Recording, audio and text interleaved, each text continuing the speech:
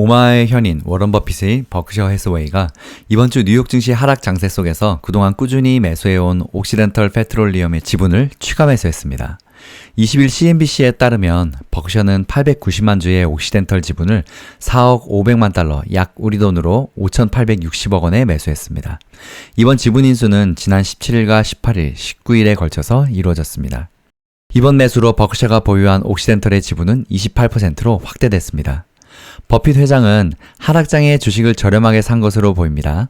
옥시덴털의 주가는 이번 달 들어서 10%나 하락해서 연초 이후 24%의 낙폭을 기록 중인데요. 전날 옥시덴털의 주가는 52주 최저치를 기록하기도 했습니다. 옥시덴털은 버크셔가 보유한 주식 중에 6번째로 규모가 크지만 버핏 회장은 완전한 인수사를 부인했습니다. 버크셔가 옥시덴털을 추가 매수한 것은 지난 6월 이후 이번이 처음입니다. 현재 버크셔가 보유한 옥시덴털의 가치는 120달러에 이르지만 투자 전문 매체 배런스는 옥시덴털 투자로 버크셔가 10억 달러의 손실을 보고 있을 것으로 추정했습니다. 같은 기간 버크셔는 북미 최대 위성 라디오 사이러스 XM 지분을 500만 주를 1억 1,300만 달러에 샀습니다. 사이러스 XM은 올해 60%나 급락해서 현재 10여 년간 가장 낮은 수준에서 거래되고 있습니다. 최근 투자자들은 회사가 25년 실적 전망치를 하향 조정하면서 주식을 공격적으로 매도했습니다. 도메인 등록 서비스 업체 베리사인의 지분 23만 4천 주를 약 4,500만 달러에 사들였습니다. 현재 버크셔는 이 회사의 지분 13%를 보유 중입니다. 이로써 지난 3거래일간 버크셔가 매수한 지분은 최소 5억 6천만 달러에 달합니다. 다음 엔비디아 이야기 봅니다. 인공지능 칩 대장주 엔비디아가 미국의 투자은행 모건 스탠리의 내년에도 최선호주로 올랐습니다. 모건 스탠리는 AI 칩 제조업체들에 대한 긍정적인 보고서를 내고 엔비디아 주식을 25년 최고의 추천 종목으로 선전했습니다.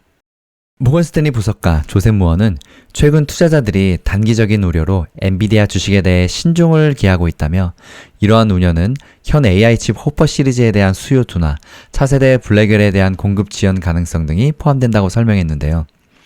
이어 또 다른 우려사항은 브로드컴, 마블의 맞춤형 칩과 경쟁이 치열해지고 있다는 점이라고 덧붙였습니다.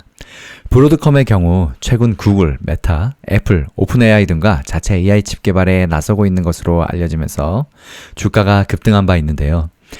이에 대해 조셉 무어 분석가는 일부 우려는 과장된 것이라며 다른 우려는 장기적으로 관련이 없을 것이라고 짚었습니다.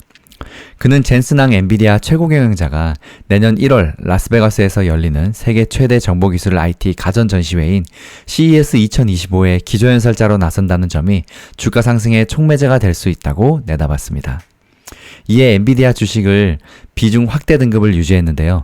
다만 그는 목표 주가는 기존 168달러에서 166달러로 2달러 낮췄습니다. 이 같은 모건 스탠리의 긍정적인 전망에 따라서 이날 뉴욕 증시에서 엔비디아의 주가는 전날보다 3.08% 오른 134.7달러에 거래를 마쳤습니다. 시총도 3조 2,980억 달러로 늘어나며 마이크로소프트를 제치고 다시 시총 순위 2위 자리를 되찾았습니다. 조셉 무어 분석가는 또 엔비디아의 대항마 AMD에 대해서도 비중 확대 등급을 유지했습니다. 단 목표 주가는 169달러에서 158달러로 내렸습니다. 브로드컴의 목표 주가는 233달러에서 265달러로 브로드컴과 같이 맞춤형 AI 칩을 개발하는 마블은 102달러에서 120달러로 올렸습니다.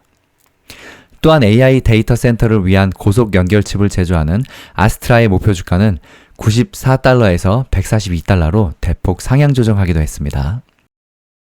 한편 퀄컴과 ARM의 소송이 첫 번째 판결이 났는데요. 스타트업 누비아 인수로 촉발된 미국 반도체 제조업체 퀄컴과 영국 반도체 설계 기업 ARM 간의 칩 라이선스 관련 소송이 퀄컴의 승소로 결론이 났습니다. 20일 월스트리트 저널 금융매체 배런스 등에 따르면 미 델라웨어 연방법원 배심원단은 이날 퀄컴과 ARM 간의 칩 지식재산권 침해 소송에서 퀄컴의 주장을 수용하며 손을 들어줬습니다. 퀄컴이 더 높은 라이선스 비용을 지불하지 않고도 해당 누비아의 기술을 자사칩에 통합하는 것이 위반이 아니라는 것인데요. 앞서 22년 ARM은 퀄컴이 21년 14억 달러에 인수한 기업 누비아와 체결한 라이선스 계약 조건을 위반했다고 주장했습니다. 누비아가 ARM 기술을 사용하는데 이를 퀄컴이 사용할 수 있느냐는 문제가 핵심인데요. 퀄컴은 누비아로부터 이전된 기술이 ARM과 자체 라이선스 계약에 따라 적용된다고 주장해왔습니다. 더 높은 라이선스 비용을 지급하지 않아도 누비아의 기술을 자사가 사용할 수 있다는 주장이었는데요. ARM은 스마트폰의 두뇌 역할을 하는 AP 반도체의 원천 기술을 갖고 있습니다. 반도체 설계의 밑그림이 되는 IP를 고객사에 제공하고 대신 사용료를 받아 수익을 내는 회사인데요. 퀄컴은 ARM에 사용료를 주고 이 기술을 빌려와서 스냅드래곤 같은 AP를 설계했었습니다. 퀄컴은 ARM의 최대 고객사였던 셈이죠. 대부분의 글로벌 반도체 제조업체들이 반도체를 설계하는 데 있어서 거의 다 ARM에 의존하고 있는 상황에서 퀄컴은 탈 ARM을 선언한 상황입니다. 퀄컴은 ARM의 최대 고객 중 하나로 두 기업은 오랜 파트너였지만 컴퓨터 프로세서 산업에서 경쟁자로 부상하면서 갈등은 점점 심화해 왔습니다. 지난 10월에는 ARM이 퀄컴의 자사의 지식 재산을 활용해서 칩을 설계할 수 있도록 한 라이선스 허가를 취소하겠다고 통보하기도 했었는데요. 이번 판결에서는 퀄컴에게 큰 승리라고 베런스는 진단했습니다. 누비아 기술은 스마트폰, PC, 자동차 등 가장 중요한 칩의 근간이 됐습니다. 퀄컴이 패소했다면 새 라이선스 계약 협상을 시작해야 했으며 ARM은 협상에서 영향력을 행사할 수 있을 것이라고 매체는 설명했습니다. 퀄컴의 서류상 본사는 델라웨어에 있고 델라웨어의 연방법원은 미국 특허 침해 및 라이선스 소송의 중심지로 알려져 있습니다. 판결에 따라서 두 종목은 장 마감 후에 완전히 다르게 움직이고 있는데요. 소송에서 승소한 퀄컴은 1.66% 상승했고 장마감 후에 1.84% 더 오른 채 애프터장을 마감했고요. 패소한 ARM은 정규장에서는 거의 변화가 없었지만 장마감 후에는 1.44% 하락하면서 애프터장에서 거래를 마감했습니다. 원달러 환율이 16년 만에 1,450원 선을 돌파하면서 정부가 외환수급 개선 방안을 마련했습니다. 정부는 은행 선물한 포지션 한도를 50% 확대하고 원화 용도 외화 대출 규제 요건을 완화하기로 했습니다. 과거 원화 가치 급등을 우려해서 외환 유입을 엄격하게 제한했던 기존 정책 기조를 전환해서 최근 원달러 환율 급등에 대응하기 위해서인데요. 외화 대출 제한을 완화하는 한편 외환 당국과 국민연금 간의 통화 스와프 규모도 확대하기로 했습니다. 현재 환율은 1,449원입니다. 이것으로 미국 증시 브리핑 마칩니다. 다음 영상은 힐링 여행자님의 영상으로 이어집니다. 힐링 가족 여러분 행복한 주말 보내세요. 힐링 가족 여러분 성공 투자 파이팅!